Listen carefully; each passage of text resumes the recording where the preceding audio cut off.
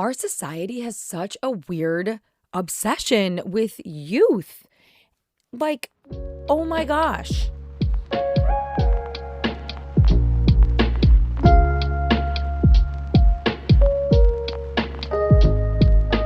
Hi, everyone. Welcome back to Someday I'll Have a Podcast. My name is Ren. I am your host. And this podcast was born from always saying, someday I'll do this. I want to do this. Oh, one day I'll do that. Okay, but that day never comes until you make that day today.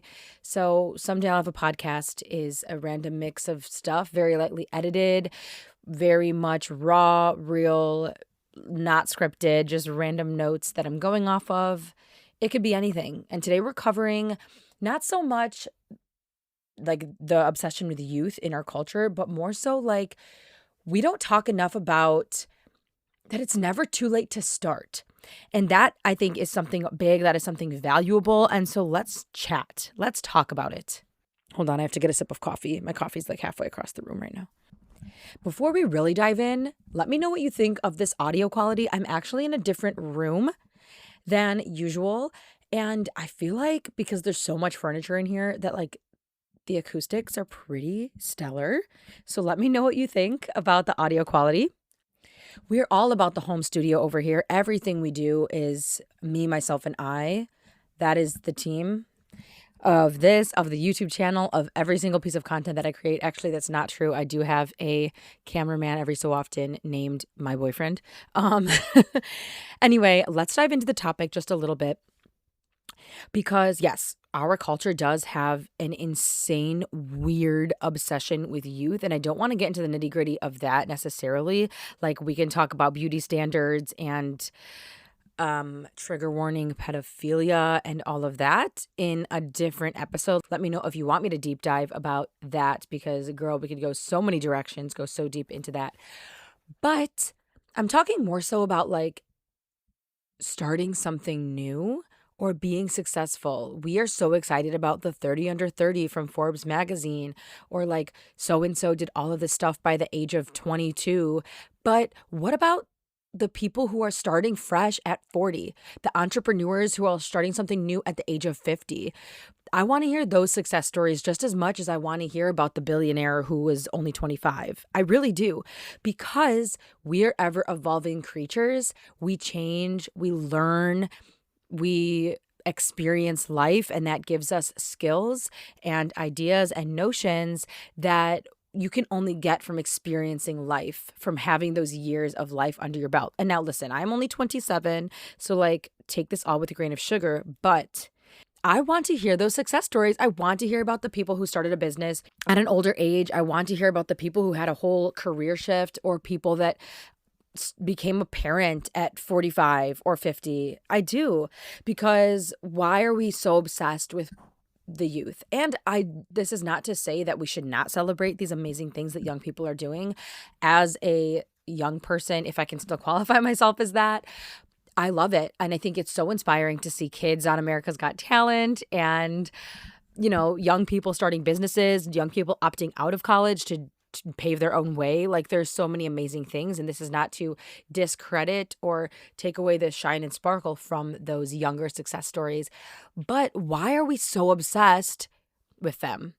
Why are we not celebrating and talking about all these incredible people doing incredible things over the age of 30? Why does everything have to be before you're 30? Why do you have to become a parent before you're 30? Like, I understand there's a lot of health risks and all that stuff for that kind of thing. But I also think that's partially our society being weird about things, and having standards for women and having expectations of what youth looks like and all of that. In addition to the expectation of going to college, we're talking about careers and entrepreneurship, but having this expectation that you have to have things figured out by the age of 18, for example. And honestly, I am so grateful to live in America in reference to this, because I know that a lot of places in Europe, you kind of really have to have your stuff figured out by the age of 18, or it's much more difficult to quote unquote start over. My cousin was recently visiting from Italy. She is 19, and explaining their school systems and how you kind of pick your path or choose a general subject area to follow by the time you're entering high school, basically. For example, you could go down the arts, the language path, you could go down the math and science, the technology path. There's like these different things. And obviously, I don't understand it completely because that is not the experience I've had. But based off that, maybe I should get her on this podcast and we can chit chat and chat the chit away about this. But the expectation in a lot of those countries, specifically in Europe, is that you kind of have decisions made by the time you're entering high school. And believe me, think back for a moment, close your eyes, imagine yourself at the ripe old age of 14.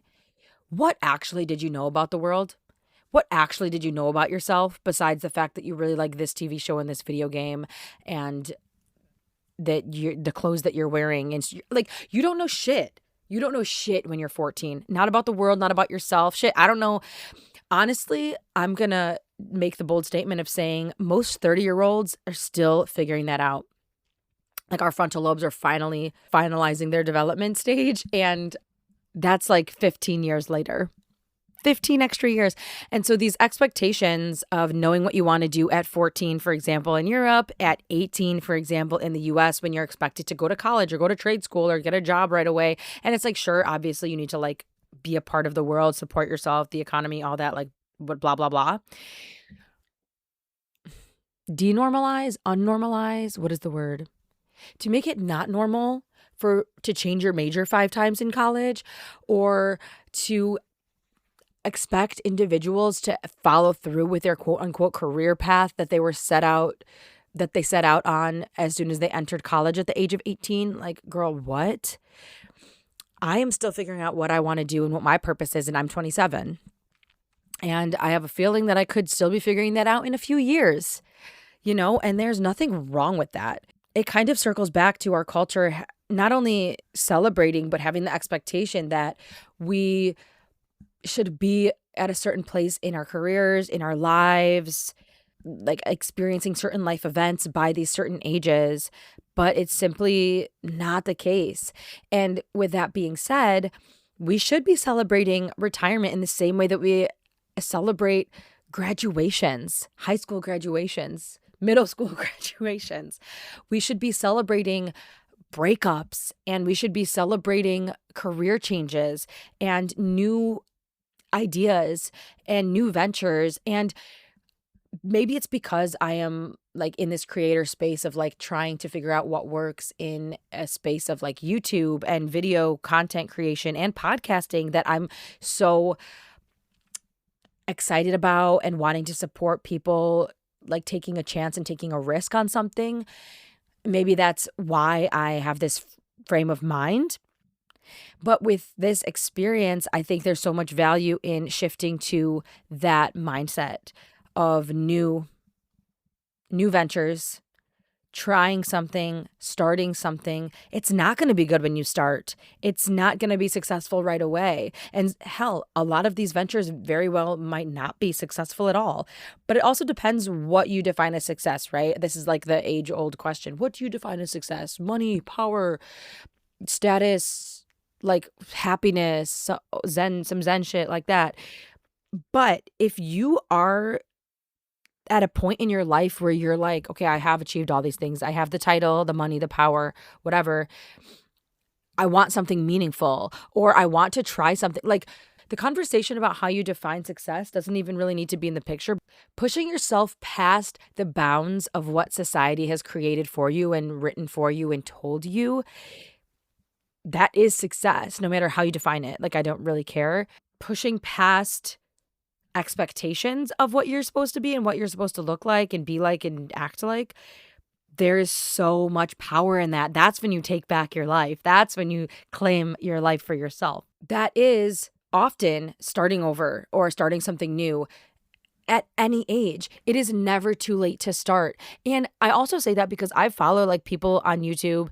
I follow so many creators, and some of them are, I shit you not, like 60 years old, and they're starting a YouTube channel, and now they're like traveling the world at 60 because their YouTube channel makes so much money and they get sponsorships that they're allowing themselves to like live their retirement in this crazy way. And A lot of my examples come from this very specific point of view because that's what I'm involved in and that's the only experience that I can speak to. But this looks different for everyone, of course. And so I challenge you, think about your own life. What would you like to do? Remove these stipulations, right? If you could dream big, if you're just having like a daydreaming moment, think about what you would like your life to look like. Realistic or not, I suppose, but if you didn't have a job constraining you, if you didn't have bills constraining you, if you didn't have a family constraining you in the sense of like, oh, I can't leave because my 5-year-old needs someone to take care of them, remove all these things for a minute and just daydream. In your ideal world or like in a daydream world, what are you doing? What does your life look like?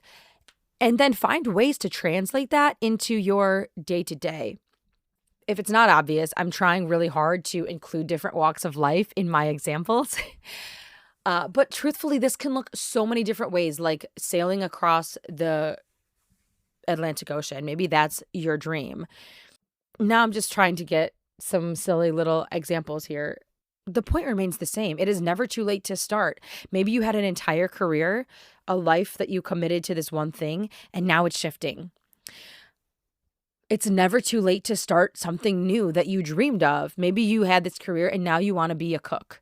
Take a couple cooking classes and get a part-time job at a restaurant and commit your time to doing that, because life should not stop when you hit a certain age. You haven't successfully completed all of everything once you hit 30 or once you hit 40. Like, there is no constraints. It's never too late to start any kind of endeavor, no matter what anyone says. Even if the landscape is changing, then you will evolve and you will be flexible and move with it. And again, the example that's in my head is like, people are like, it's too late to start a YouTube channel and now TikTok's a thing and now it's too late to start TikTok because everyone's already established. And it's like, dude, the landscapes are constantly fluctuating and changing, like in absolutely everything. Like 100 years ago, we didn't have like the internet. So yeah, of course, things are changing constantly. And so you will adapt and evolve with them. So don't let people tell you it's too late to do blah, blah, blah, because it's just about shifting to what might work for you now in the current landscape of whatever it might be. Like, I think people are so obsessed, myself included. I find myself doing this all the time, and it makes me so upset, like with myself, because I'm like, girl, like zoom out, look at it from the bigger perspective, like seriously. But people are so obsessed with like following the norms and like getting approval from their friends and family or the people outside. And I'm like, dude, we need to push past this, because whose life is it? Yours. Who has to live with you and your decisions every single day? Girl, you. Nobody else. You. So if you're waking up miserable every single day and you feel like you don't want to do blah, blah, blah, then change it. And I know it's much easier said than done, but take actionable steps. Sit down, take a moment and think about it and write it down. Take actionable steps to change it and make your dreams a reality, because it's possible. Because it's literally possible.